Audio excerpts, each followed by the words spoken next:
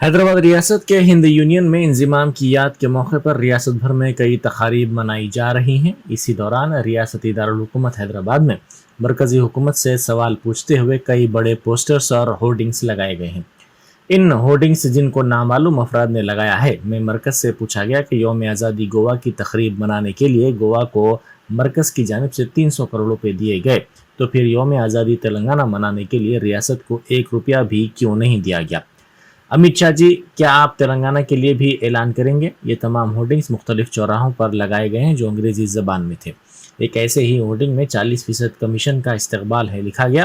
یہ ہورڈنگز اور پوسٹرز ایک ایسے وقت لگائے گئے جب مرکزی وزارت سیاحت کی جانب سے منائے جانے والے یوم انضمام حیدرآباد کی تقریب میں شرکت کے لیے وزیر داخلہ امت شاہ حیدرآباد میں موجود ہیں۔